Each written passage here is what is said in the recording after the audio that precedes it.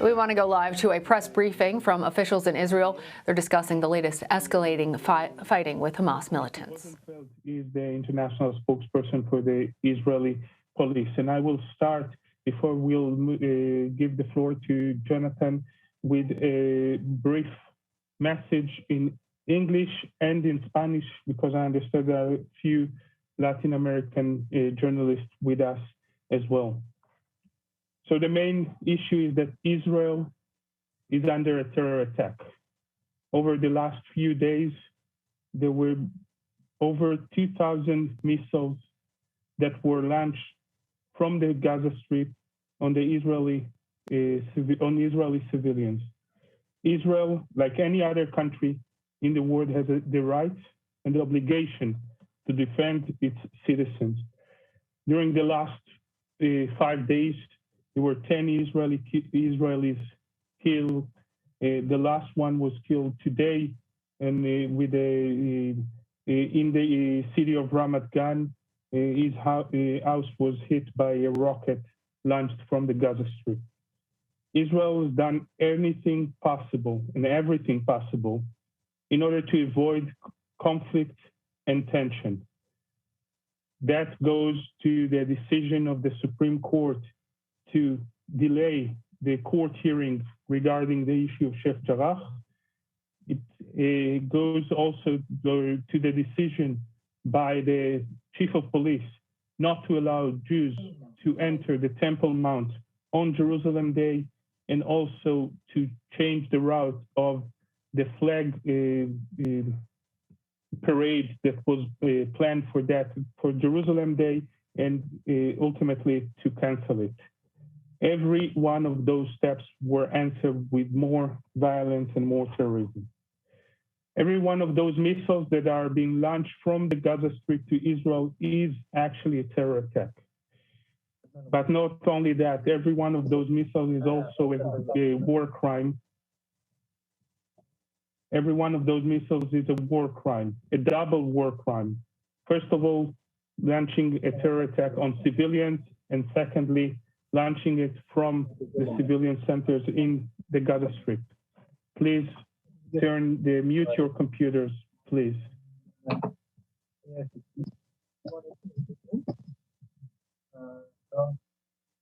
We expect the international community to condemn the terror organization Hamas terror attacks, and to recognize publicly the right of Israel to defend its citizens.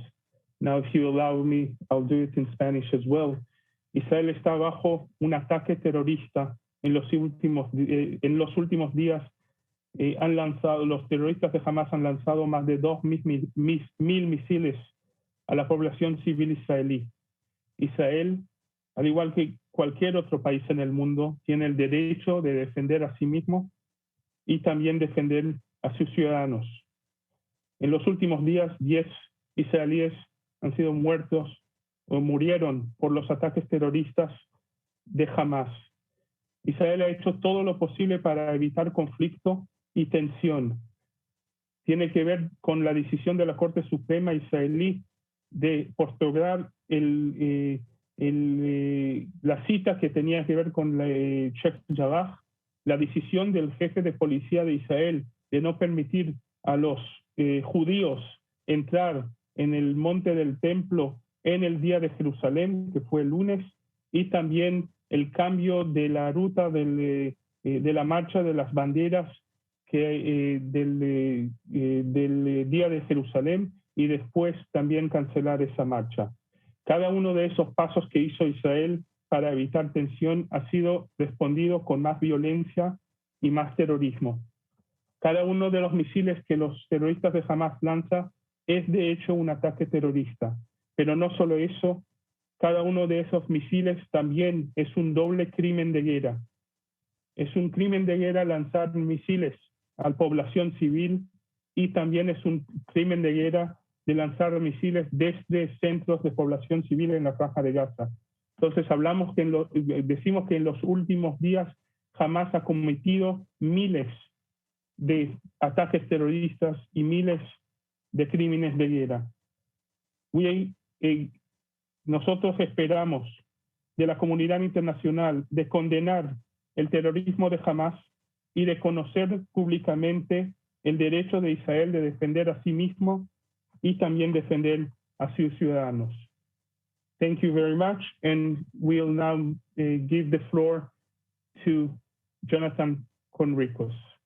Jonathan, the floor is yours. Thank you, Lior. Good evening to everybody from Tel Aviv. My name is Lieutenant Colonel Jonathan Conricos. I am the international spokesperson of the IDF. I'll give a brief statement about the current situation, facts, figures, and numbers, and a few words about our current and future operations. Then we have some time for questions. Lior, I apologize for not being able to participate in the entire briefing, but we will have roughly 10 minutes for questions afterwards. So the situation is as follows. Operation Guardian of the Walls, as we call it, started on Monday after 6 p.m. when Hamas decided to fire a volley of rockets towards Jerusalem, towards our capital. And then that volley of rockets has been followed by additional rockets towards Israel, with the latest barrage of rockets fired only a few hours ago towards central Israel, as of course the south, but specifically towards central Israel, leading to yet another Israeli casualty, civilian casualty number 10, this time a 58-year-old man who was inside his house and was killed almost immediately by shrapnel from one of the rockets. In terms of rockets, 2,800. Those are the latest figures. 2,800 rockets have been fired towards Israel. Out of those 2,800, 430 out of those rockets that were fired towards Israel, 430 of those rockets fell short inside the Gaza Strip and caused damage and casualties inside the Gaza Strip. I do not have a specific estimate on how many people have been killed or wounded inside Gaza by Hamas's rockets, but I can tell you that it is more than 20. And that is a fact that is deeply underreported in international media. The amount of rockets that Hamas fires that fall short inside Gaza and threaten the lives of Palestinians. Hamas so far is getting away with blaming those deaths on Israel. I think that is something that needs to be corrected. The Iron Dome is the biggest influencing military system that we have. It saves lives every second, every day.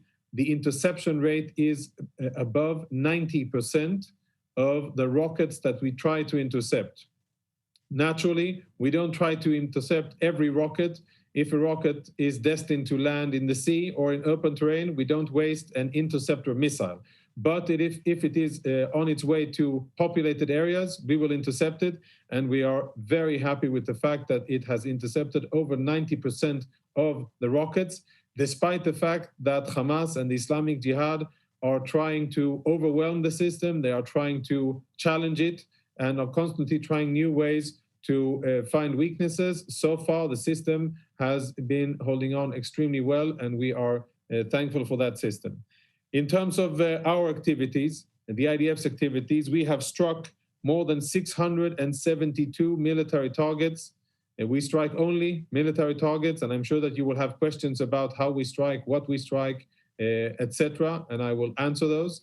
But in terms of targets, we have struck 672, and those targets include and are not limited to rocket manufacturing facilities, rocket storage facilities, rocket launchers that are embedded within the civilian population and civilian facilities, underground tunnel complexes, specifically in Sajaiya and in Bet Hanun, two parts of the northeastern part of the Gaza Strip, as well as houses that belong to terror operatives that they use for military purposes, and perhaps most importantly, combatants, enemy combatants that are fighting against us, terrorists that are trying to either fire rockets, fire missiles, or otherwise operate against us. We have been able to so far kill more than 75 enemy combatants. That is the latest estimate, and it is the most conservative estimate.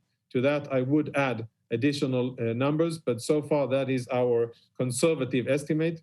I'll tell you an unknown secret. You will not find these names and you will not find these numbers when you go to the Hamas-controlled Ministry of Health website and looking for casualties. In the Hamas-controlled Ministry of Health website, you will find the numbers, figures, names, ages that are convenient for Hamas for you to find. You will find the women, the children, and the uninvolved combatants. For some odd reason, you will not find the military-age men that have died fighting against us. The amount of people that are deceived by Hamas's information is, to my mind, simply staggering. In terms of casualties, as I said, in Israel, we have, unfortunately, already 10 Israeli civilian casualties, 8 of them direct result of rockets that were fired, 2, unfortunately, people who fell or otherwise fell on their way to seeking shelter and died from that. And we have 1 military casualty, an Israeli staff sergeant who was killed by a direct hit of a anti-tank missile towards his vehicle. The IDF is, our mission is to defend the state of Israel and our civilians.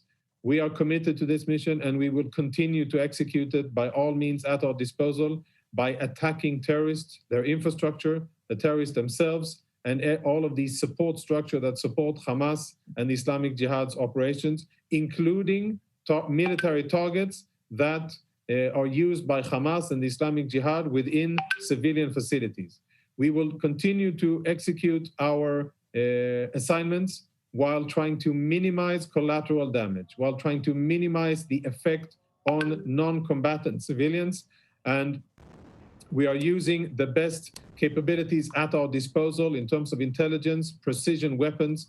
We are committed to international law of armed conflict, and we aspire to minimize collateral damage. However, it is clear, and anybody who's been to Gaza knows that it is almost impossible to surgically differentiate between terrorists and their infrastructure and civilians, which are used by the terrorists as their human shields in every aspect, whether it is that Hamas builds tunnels and their command infrastructure underneath the neighborhoods, or they use courtyards and houses for rocket launchers, or they use civilian, so-called civilian buildings for their offices, headquarters, R&D centers, etc., etc. All of that is happening. It is very challenging for us to strike only military targets, but I can tell you that we are doing our maximal effort to strike only military targets. And I will answer questions to that effect. Last thing, where is this going? How this is going depends, first and foremost, just like how it began. It began with Hamas firing rockets at Israel. It may come to an end by Hamas stopping the fire towards Israel. That is definitely the most basic of preconditions. And after that happens, then there might be room for talks. But as the situation stands today, after more than 300 rockets were fired today towards Israel, we are committed to continue operations, to continue to degrade enemy capabilities, and most importantly, to defend our civilians. Lior, do you want to manage the Q&A? Yes, I would. Thank you, Jonathan and Reggie. I know you have to leave soon, so you can go first. Thank you very much indeed, Lior, and thank you very much, Lieutenant Colonel Conricus. I'd like to ask by asking, first of all, a military question of you, Jonathan. I don't know, Lior, if you are moderating or if you can answer something on a diplomatic front, but let me ask Jonathan first. Just stepping back for a minute, Jonathan, it seems incredible that within the last few days that Hamas and Islamic Jihad have been able to fire 3,000 rockets. I think it's the same number has been fired over the last 6 or 7 years in totality. So my question is, how is it that under Israel's very watchful and strict security apparatus that they have been able to amass this amount of rockets and been able to fire it in such concentrated levels? And also, I'd like to ask about a bit more detail about the performance of sort of Iron Dome, and also your ability to be able to trace the launches. On a diplomatic front, Leo, I don't know if you can answer this, but in some senses, there were due to be elections in the Palestinian sort of areas. Those were cancelled. Is there a new strategic reality in terms of diplomatically for the Israeli government that this is really a devastating blow to Fatah and the non-Gaza Palestinian authorities? Thank you. Right, thank you.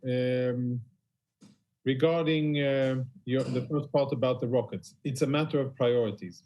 Hamas and the Islamic Jihad's priorities, but mostly Hamas's priorities over the years have been, and they still continue to be, to build, to manufacture rockets, to dig tunnels, and to develop new types of weaponry in order to fight against Israel. Their priorities are not civilian infrastructure. Their priorities are not the development of the Gaza Strip or the well-being of Gaza and civilians. Their priority is to use international aid, own revenue, Iranian money, and other types of funding that they have in order to procure weapons and in order to manufacture weapons. And since that is the case, since that is the focus of the organization, then they unfortunately have been successful. When you set your mind to something, you succeed. And that's the same thing with Hamas. They are industrious, they are focused, and they have been producing rockets by the hundreds, even more so over the last period of last years.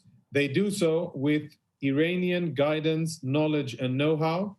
Specialists from the Iranian weapons industry, which is a decent weapons industry with, unfortunately, lots of experience and significant output. That is how they manufacture them. And now they have a domestic industry that produces the vast majority of rockets that they have. This is how they've been able to amass such an amount of rockets. Another thing, but contrary to the fact that they've been able to amass lots of rockets, they are, however, of questionable quality. And again, the issue here of 430 rockets falling short, and instead of killing Israeli civilians, are killing Gazans. So far, Hamas is getting away with murder, away with murders of Palestinians. And it's not being reported, and there's no pressure on them, at least not in international media, and I've seen very little written about it in Arabic. But you asked about rockets and quality, then that's one. Second thing about the Iron Dome, in terms of details, I think I was quite elaborate, but I mean, we have our interceptors, we are deployed along the country. We've called up from reserves another Iron Dome battery, and we may do more because we see that there is an amazing demand for an amazing demand for a need, military need for those interceptors. But so far, I must say, that is what's saving the day. We would all be in a totally different situation had it not been for the success, the amazing success of the Iron Dome, not only in intercepting rockets, but also for the first time ever in the world in intercepting UAVs. Hamas has tried to dispatch 3 explosive UAVs, kamikaze UAVs, and we have been successful in intercepting all of them with the Iron Dome. And that's the first in the world, that the UAV is taken down by a missile defense system. Okay, thank you, Jonathan. Regis, since Jonathan is very short in time, I'll try to answer your question quickly.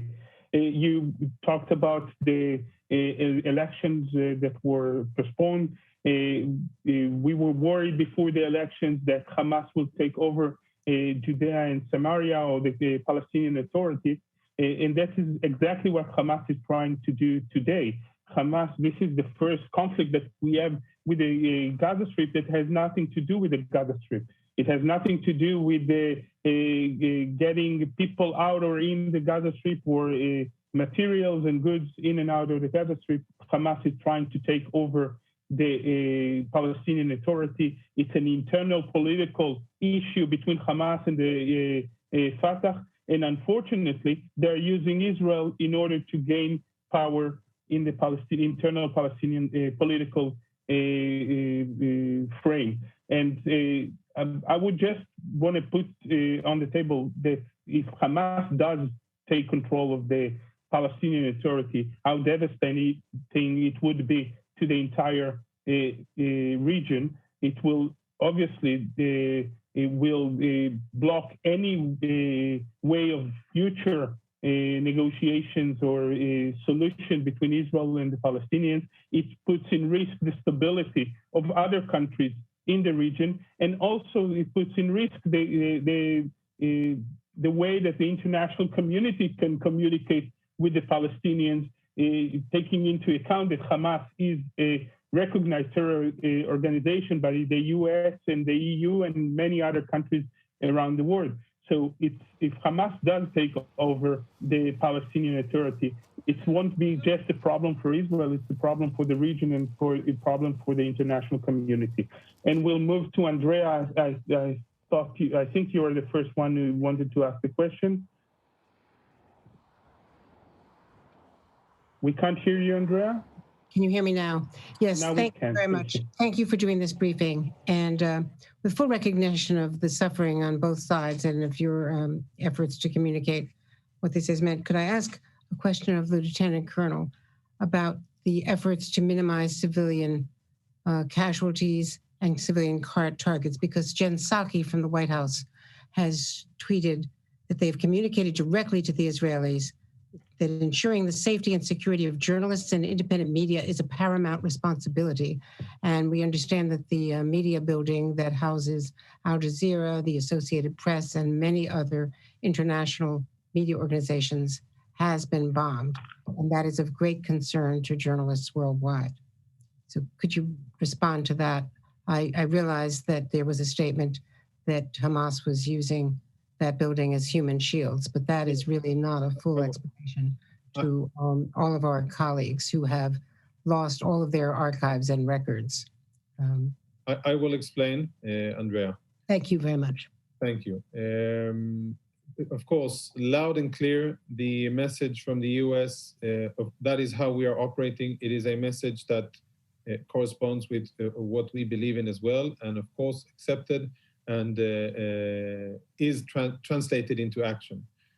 Has been translated even before it was said and will continue to be translated into action as we speak. Regarding the Al Jalaa Tower, it's not a media tower and it's not a media center. It is a tower that was used by Hamas for three main purposes. Hamas and Islamic Jihad, but mostly Hamas. Islamic Jihad have an office there as well, and they use it for their purposes, but the main culprit here is Hamas. Three topics. One, offices of their military intelligence, basically collection and analysis of military intelligence, obviously used for military purposes against us. Second, research and development, where the best subject matter experts were operating from inside that building using the hardware, computers, and other facilities inside the building to develop weapons, military weapons against Israel. And third thing, a highly advanced technological tools that are in or on the building, and I can't be more specific, but in or on the building that Hamas has used in fighting against us in order to hamper or limit the activity of the IDF inside Israel and of civilian civilian activity along the Gaza envelope. Those are the three reasons why the IDF decided to strike that tower, and out of consideration for the safety of civilians, non-combatants, of course journalists, then enough time was given for these people to evacuate the building, knowing that that time was also used by Hamas and Islamic Jihad to salvage a lot of their important equipment. But that is a military loss that we are willing to, quote unquote, suffer in order to minimize and to make sure that there are no civilian casualties in the strike on the building. And that is why we struck it. I can assure you, yes, we are committed both to journalists, their safety, and to their free work and to civilians. But you must understand that it is not, I'm sure you've been to Gaza and you know how it looks. It is an extremely difficult battle space where Hamas, by their strategy, by design, do everything in order to embed their own military infrastructure within the civilian infrastructure. Everything is mixed. There is no one clear military targets. We have rocket launchers inside courts and practically next to houses. We have tunnels underneath all of Gaza that serves the militants, the terrorists. Whenever fighting begins, they hide downstairs in the tunnels. They let the civilians stay on top and deal with the consequences, and they hide in safety inside the tunnels, not for so long because we've found ways to attack those as well.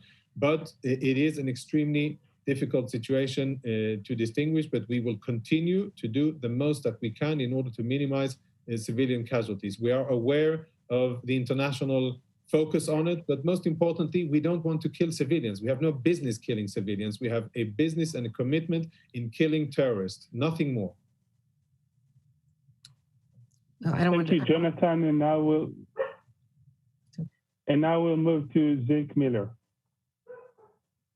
Thank you. Just to follow up on Andrea's question there and your explanation, what proof can you offer to the international community of Hamas's alleged activities in that building? You mentioned offices. Do you have photographs? Do you have records? You mentioned this this technology. What was it? Do you have evidence that you can offer to the international community about why that was a legitimate military target in your claim? So according to our intelligence, and I can assure you that our intelligence is very accurate, that is what Hamas and the Islamic Jihad was using the building for. For reasons of source security and not compromising our collection efforts, currently, and I'm not saying that that's the final answer that the IDF or the State of Israel will give, but currently, that is the level of detail that I've been authorized to share and to give the three topics that the three groups of what Hamas and the Islamic Jihad used the building for and why it qualified as a military target. I too, believe me, my work would be much easier if I could have that information readily available now and show it to the world. And I can assure you that that is what I want to do. I understand that you and your colleagues, and I think it's a legitimate request to see more information, and I will try to provide it. Okay, Jonathan.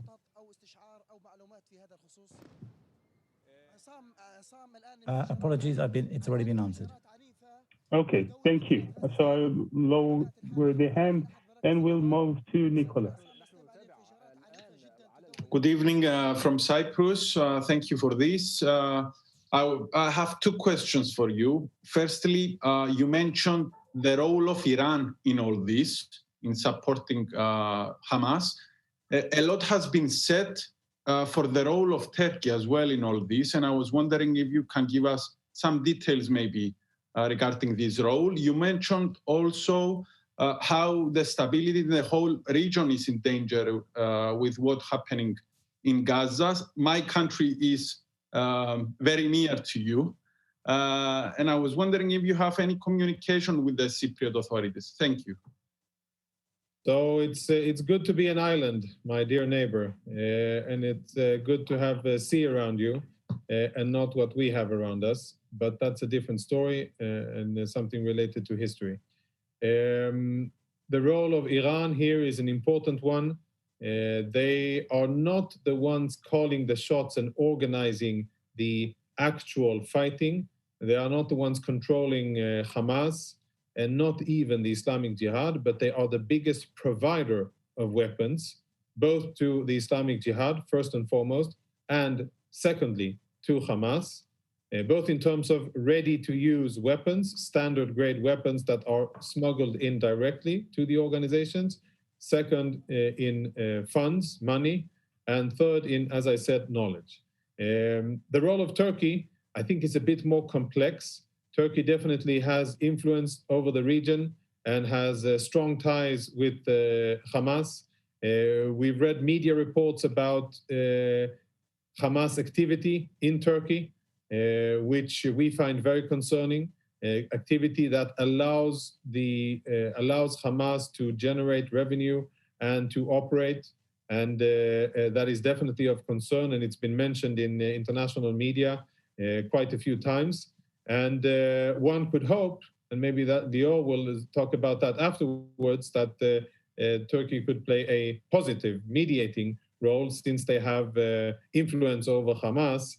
And since they are a big and important country in the region, maybe they could have a positive influence. But I will leave that to Lior because it's more of a political and international question. Thank you, Jonathan. And I'll just say that we are in contact with the authorities, not only in Cyprus, but around the world, with every country, and referring to that and also to Turkey. As I said, we expect the international community, first of all, to condemn the terror attacks from the Gaza Strip on the Israeli society.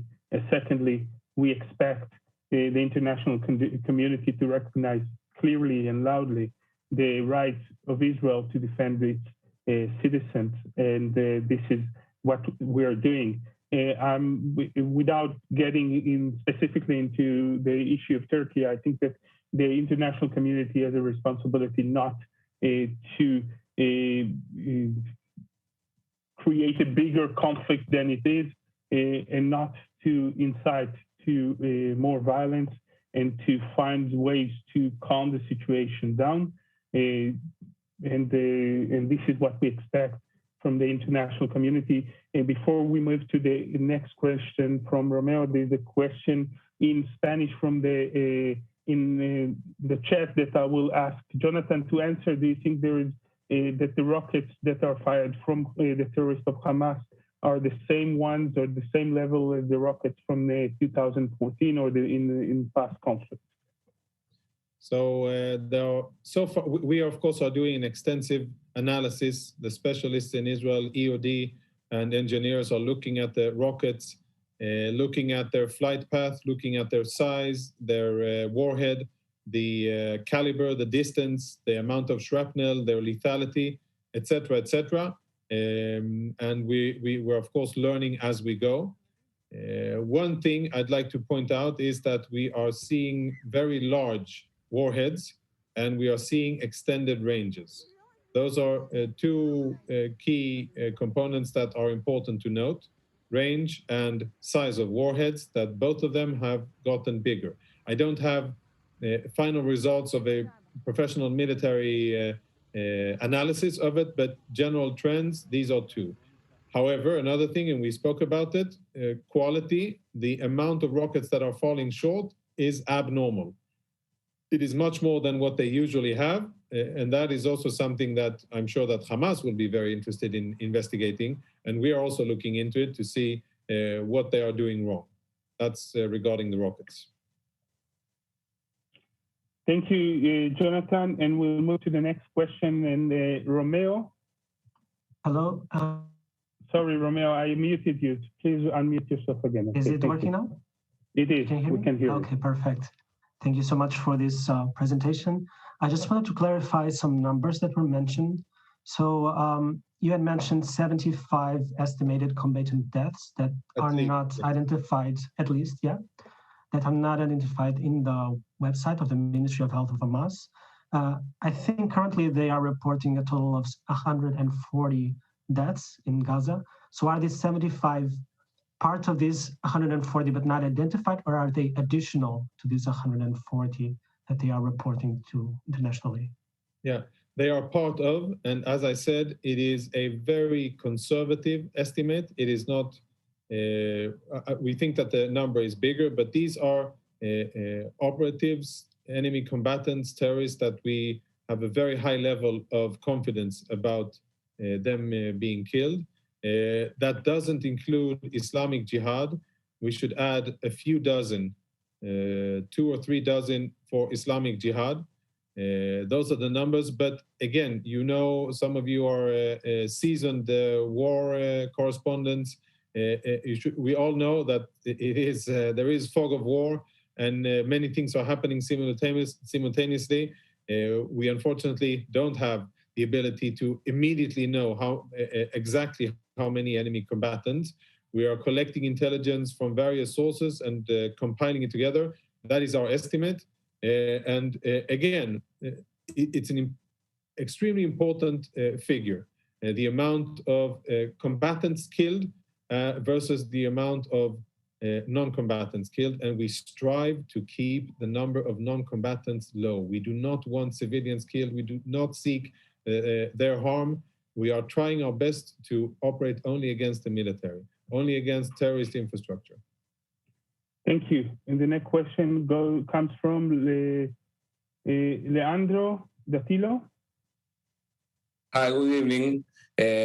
First of all, thanks. And an Argentine media said that Khaled Mashal, Hamas political leader, called for a ceasefire. Is that true? Do you have the same information?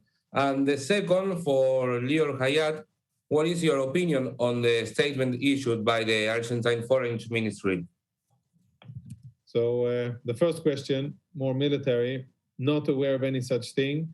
And since these massive barrages of rockets were fired at our civilians just today in central Israel, that is not on the table. We are fighting against Hamas. They are firing rockets at our civilians. We hold them accountable for this bloodshed and the violence, the things that are inflicted upon Israeli civilians, and also what is happening in the Gaza Strip. So that is not on the table, and our instructions from the Security Cabinet and the Chief of Staff: carry on operations, enhance operations, degrade enemy capabilities, current capabilities, and future capabilities. Thank you, Leandro. To answer your question, I would say one thing regarding the ceasefire. As Jonathan said, this is not an issue now. A ceasefire now will just help Hamas to recover, and we'll end up with the same situation that we were in the day before the operation, or the day before this conflict began, which means that Hamas will have the opportunity to start a conflict, a military conflict, whenever they want, and they will have the opportunity to launch missiles on Israeli citizens and terror attacks on Israeli citizens whenever they choose. So our goal in this operation is, first of all, to stop those rocket launching on Israeli citizens, and then to also target the infrastructure of Hamas, so we won't go to the same situation the day after. And I can cite what the Prime Minister Netanyahu said: the operation is ongoing, and we will stop only when we reach our goals. Regarding the declaration, as I'm not aware of all the statements done by all the countries in the world, and there were many, and I'm not, I don't specifically remember what the Argentinian government said. I would say that we expect every government, every state in the world to recognize the responsibility of Hamas to condemn their terror attack loud and clear. And the second part is recognizing Israel's right to self-defense. This is as clear as possible. This is not the time to balance the statement. This is not a conflict that started by two sides. It's a conflict that was initiated by a terror organization against a democratic country, and then democratic countries, and any country has a right to defend its citizens. And I will move to the next question from Lucian.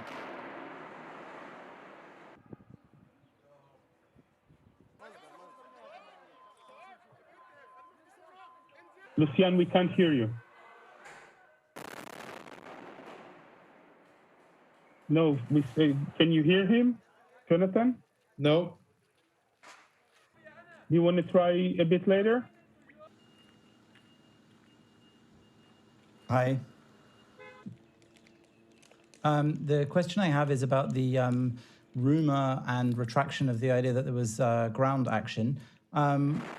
Is that now accepted to have been a deliberate deception in order to draw Hamas troops into tunnels for aerial attacks? Can you tell us a bit more about that in general? So no, as I have stated very clearly and been quoted as such, that was not a deliberate deception. That was an honest mistake and not at all a deception. We hold our relations with the international media very dearly. We work hard to keep them as such. We work hard to establish and maintain the credibility of our unit.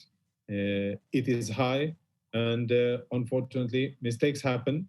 It is a human fact, a human trait, and that's the gist of it.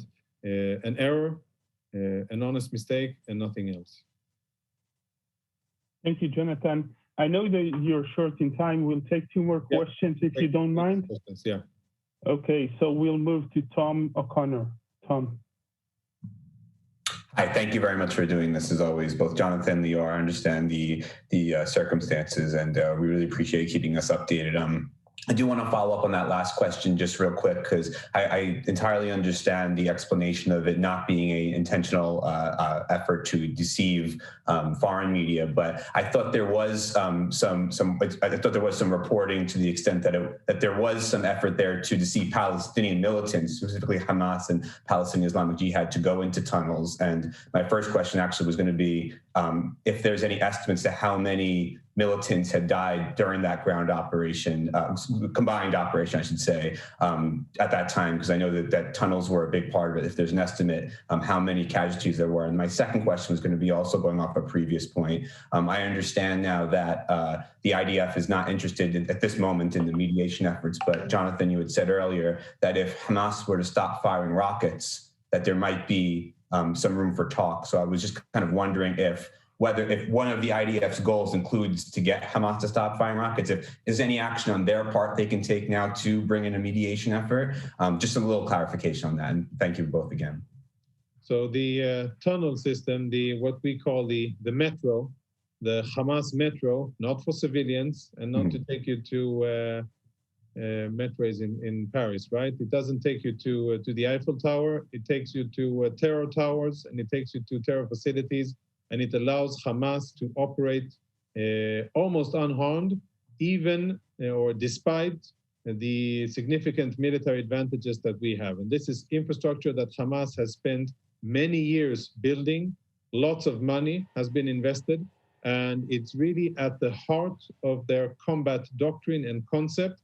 This is what they rely on. They rely on the security, the mobility, the concealment that the underground dimension allows them, and the fact that we struck this infrastructure and, according to our understanding, struck it effectively and caused many kilometers of the infrastructure to collapse and rendered it useless is maybe first and foremost a psychological blow to Hamas and their leadership, and secondly also a physical blow in terms of operatives.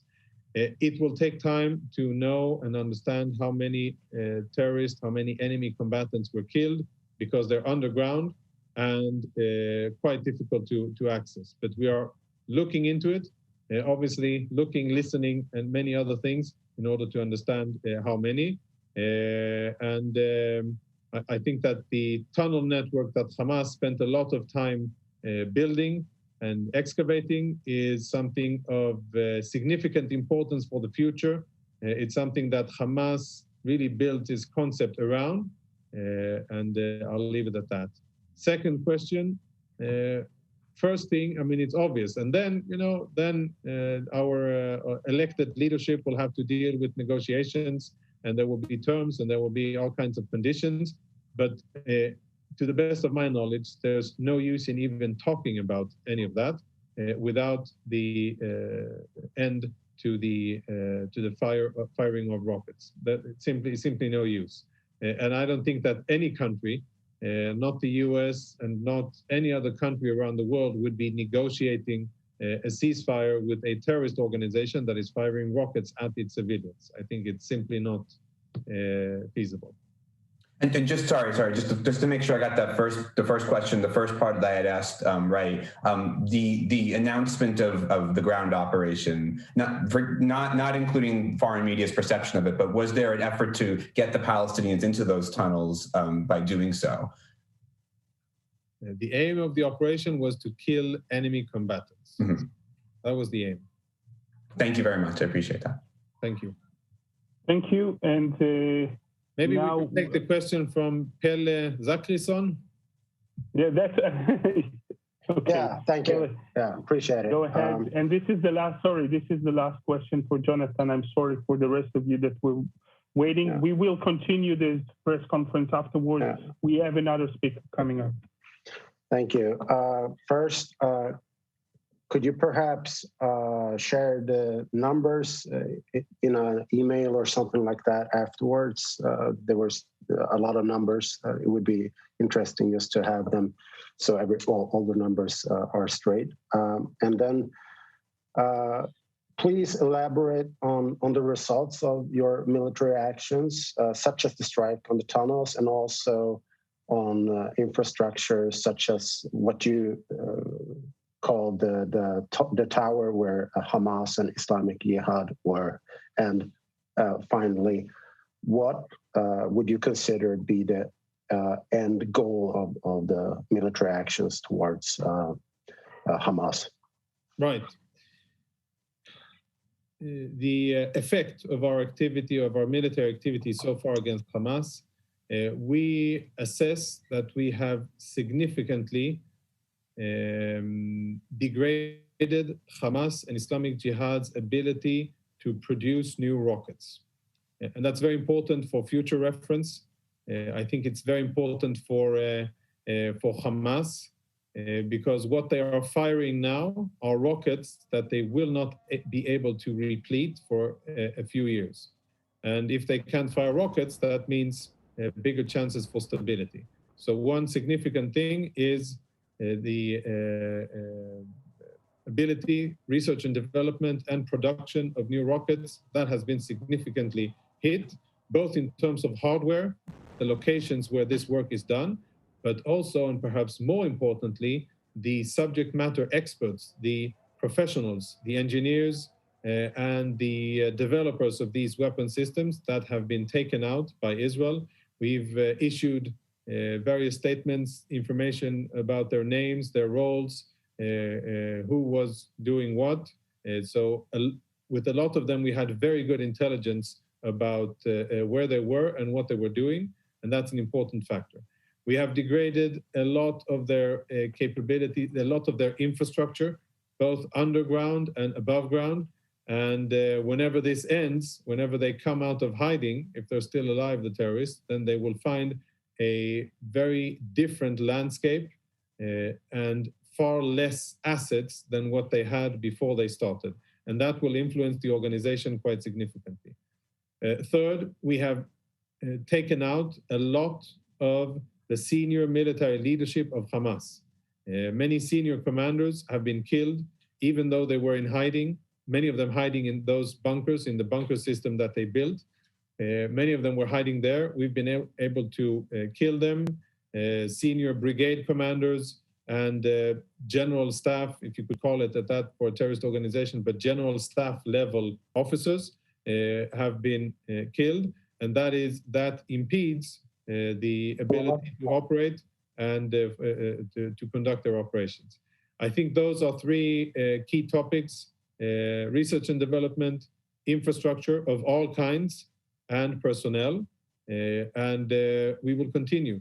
As long as they're firing rockets, our efforts to degrade all of the capabilities across the board will continue until Hamas gets the message that what they did, their rocket attack against Jerusalem, against Tel Aviv, and their continuous rocket fire is aggression that will not and has not gone unanswered. Thank you again, Jonathan. And I know you have other commitments. You overstayed. We've been listening to Israeli officials discuss escalating violence in the region. The foreign ministry official began his remarks by saying Israel is under a, quote, terrorist attack. And discussing the potential for a de-escalation of the violence, a spokesperson for the Israeli Defense Forces said that their military operations would not stop until Hamas stopped launching rockets first.